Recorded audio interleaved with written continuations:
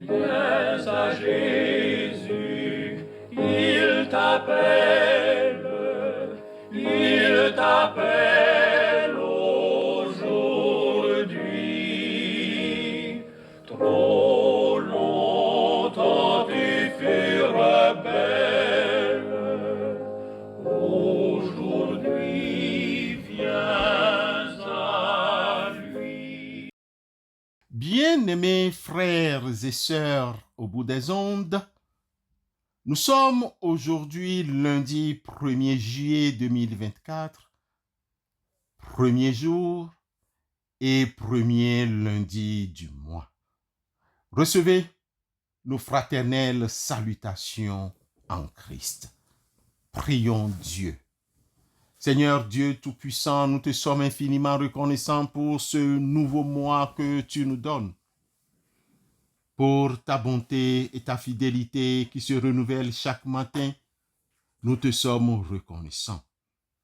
Pendant que nous commençons ce mois, nous te prions de nous guider, de nous protéger. Accorde-nous ta sagesse pour prendre les bonnes décisions, ta force pour affronter les défis et ton amour pour répandre la paix et la joie autour de nous. Remplis notre cœur de ta présence et de ton Esprit Saint, afin que nous puissions marcher selon ta volonté pendant tout ce mois. Que tout ce que nous faisons aujourd'hui soit agréable à tes yeux et reflète ta lumière dans ce monde. Nous te prions au nom de Christ Jésus, notre Seigneur et Sauveur, qui vit et qui règne avec toi, notre Dieu. Amen.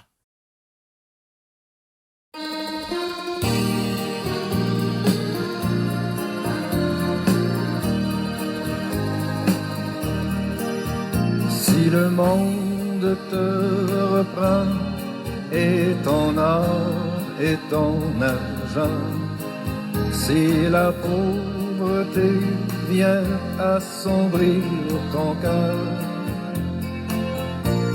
souviens-toi que Dieu là-haut prend soin des petits oiseaux. Abandonne tes fardeaux à ton sauveur. Laisse-les, laisse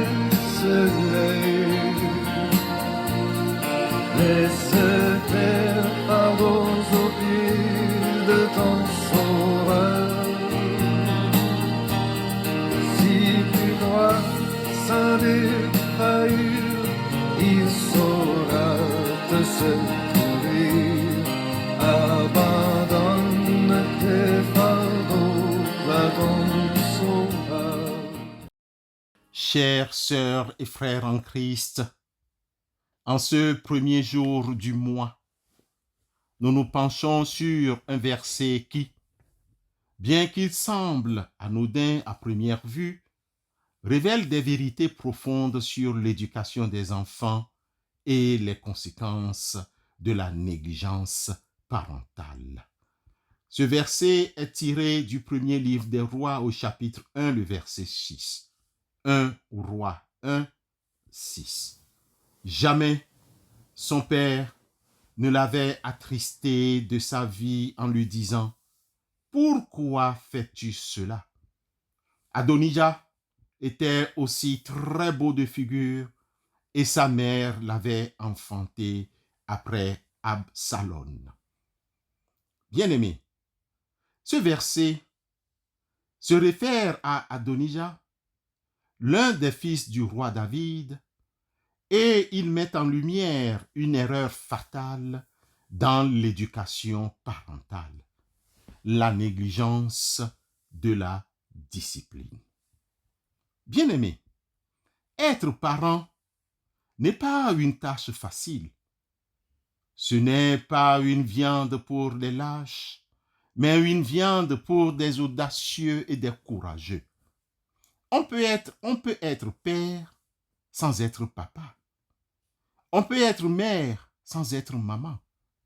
C'est pourquoi il incombe au papa, maman et aux responsables tuteurs de former, de soutenir et de préparer un enfant, de l'enfance à l'âge adulte, afin que l'enfant puisse réaliser tout son potentiel dans sa vie d'adulte.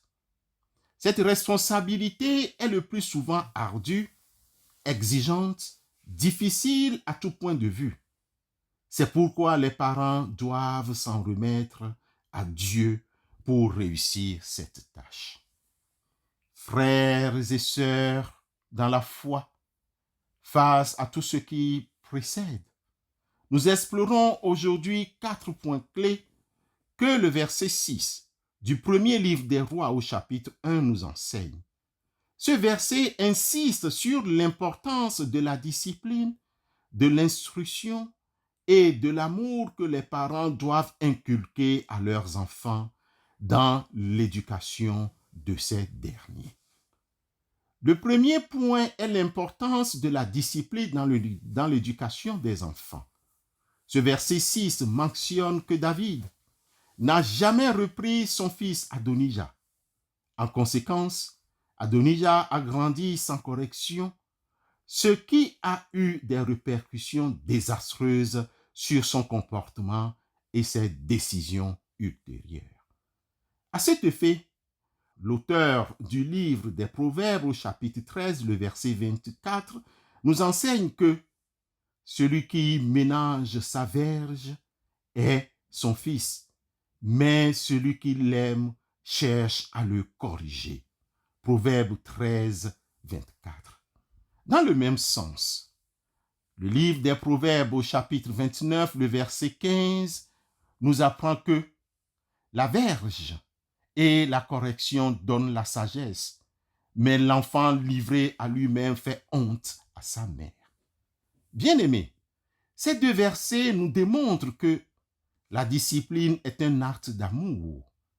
Corriger un enfant, c'est lui apprendre les limites et les conséquences de ses actions. Nous disons corriger et non maltraiter, puisqu'il y a une différence entre corriger et maltraiter. La correction est un moyen de préparer l'enfant à affronter la vie avec sagesse et intégrité. Malheureusement, il y a des pères de famille qui ont abandonné leurs responsabilités sur les mamans. Même donner la ration alimentaire devient une corvée pour eux, alors qu'ils ont bien les moyens. Le deuxième point clé fait ressortir la négligence parentale. La négligence parentale a des conséquences à long terme sur les enfants. L'absence de correction et de discipline peut entraîner des conséquences graves, comme nous le voyons avec Adonijah. Bien-aimé, sa rébellion et ses actions ultérieures ont mené à des conflits et des tragédies dans le royaume de David. C'est pourquoi le livre des Proverbes au chapitre 19, le verset 18 nous recommande de châtier ton fils, car il y a de l'espérance, mais ne désire point le faire mourir. Proverbe 19, verset 18. Nous ne devons pas châtier l'enfant à le faire mourir, corriger et non maltraiter, encore une fois. De plus, le livre des Proverbes au chapitre 22, le verset 15, nous lisons « Celui qui ménage sa verge est son fils, mais celui qui l'aime cherche à le corriger. » Négliger la discipline, c'est permettre à la folie et à l'insouciance de s'installer dans le cœur de l'enfant. Cela peut conduire à des décisions impulsives et destructrices à l'âge adulte. Bien-aimés frères et sœurs, le troisième point clé est l'instruction et l'enseignement comme fondement de l'éducation. La discipline doit être accompagnée d'une instruction sage et aimante. Il faut toujours expliquer à l'enfant pourquoi il est puni, pourquoi il est soumis à une correction et quelles sont les conséquences de la faute commise. Les parents ont la responsabilité d'enseigner leurs enfants les valeurs et les principes divins. Et ces commandements que je te donne aujourd'hui seront dans ton cœur. Tu les inculqueras à tes enfants et tu en parleras quand tu seras dans ta maison, quand tu iras en voyage, quand tu te coucheras et quand tu te lèveras. Deutéronome chapitre 6, les versets 6 et 7. Que dirons-nous? Que dirons-nous alors du livre des Proverbes au chapitre 22, le verset 6? Instruis l'enfant selon la voie qu'il doit suivre, et quand il sera vieux, il ne s'en détournera pas. Proverbe 22, verset 6. En inculquant les conséquences, les commandements et les principes de Dieu à nos enfants, nous les guidons sur le chemin de la droiture et de la sagesse. Cela leur donne un fondement solide pour leur vie future. Bien-aimés frères et sœurs, enfin, le 4e point est l'amour et le soutien inconditionnel. L'éducation des enfants ne doit pas se limiter à la discipline et à l'instruction. Elle doit être enveloppée d'amour et de soutien inconditionnel. Les enfants ont besoin de savoir qu'ils sont aimés et valorisés, peu importe leurs erreurs, leurs fautes, leurs bêtises. Paul l'apôtre, s'adressant aux Colossiens chapitre 3, le verset 21, donne le conseil suivant aux pères de famille. Père, n'irritez pas vos enfants, de peur qu'ils ne se découragent. Toujours dans son adresse aux Éphésiens chapitre 6, le verset 4, Paul, l'apôtre des gentils, conseille les chefs des foyers. Et vous, pères, n'irritez pas vos enfants, mais élevez-les en les corrigeant et en les instruisant selon le Seigneur. Éphésiens chapitre 6, le verset 4. L'amour et le soutien des parents renforcent la confiance et l'estime de soi des enfants. Cela les encourage à grandir dans un environnement sain et équilibré. Bien-aimés frères et sœurs, en conclusion, retenons que le premier livre des rois, chapitre 1, le verset 6, nous rappelle l'importance cruciale de la discipline, de l'instruction et de l'amour dans l'éducation des enfants. La négligence de ces éléments peut avoir des conséquences désastreuses comme nous le voyons dans la vie de Adonijah. En tant que parents, nous avons la responsabilité de corriger, de soutenir, de conseiller, d'enseigner, d'aimer nos enfants de manière équilibrée et aimante. Que cette exhortation nous inspire à élever nos enfants selon les principes divins en leur donnant une fondation solide pour une vie de foi et de doctrine. Les commandements que je te donne aujourd'hui seront dans ton cœur. Tu les répéteras à tes enfants. Tu en parleras quand tu seras chez toi, quand tu seras en voyage, quand tu te coucheras et quand tu te lèveras. Deutéronome chapitre 6, les versets 6 et 7. Amen.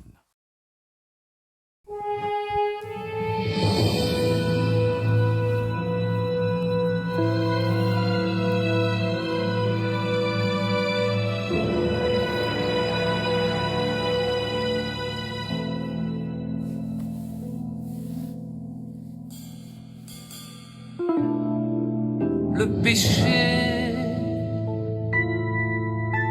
se couche devant notre porte quand on lui donne un accès. Il détruit sans se faire remarquer.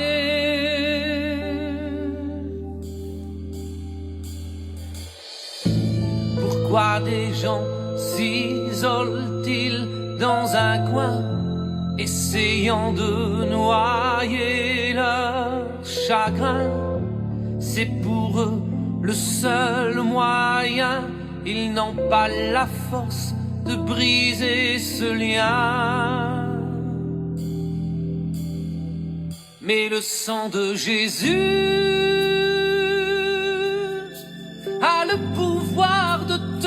transformer. Il peut te pardonner et te purifier. Il peut restaurer un cœur. Il redonne goût au bonheur. Dans une vie sans mille apporte de la couleur.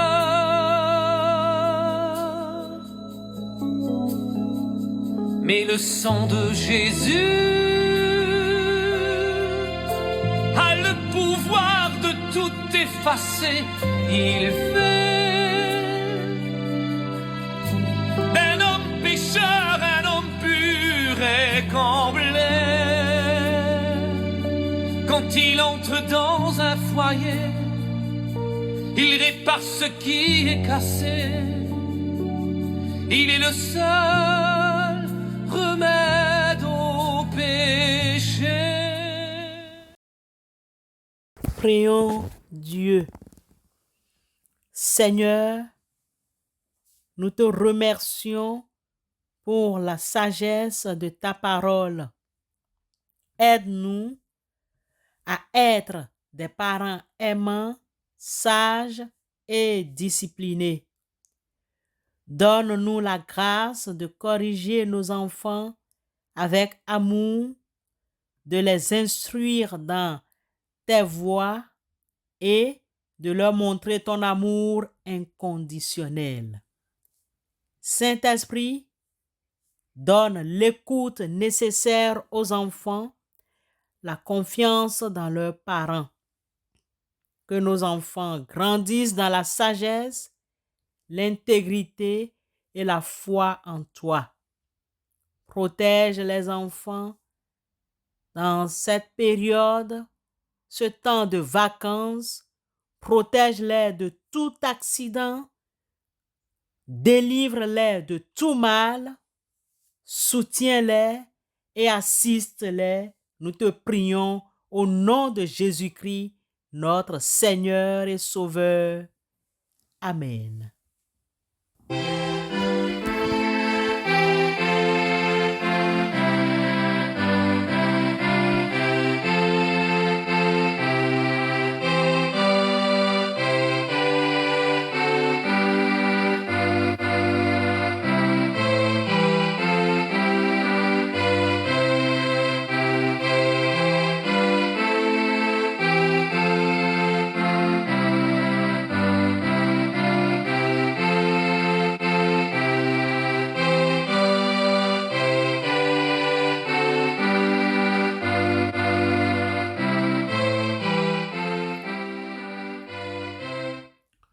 Que Dieu Tout-Puissant vous bénisse, le Père, le Fils et le Saint-Esprit.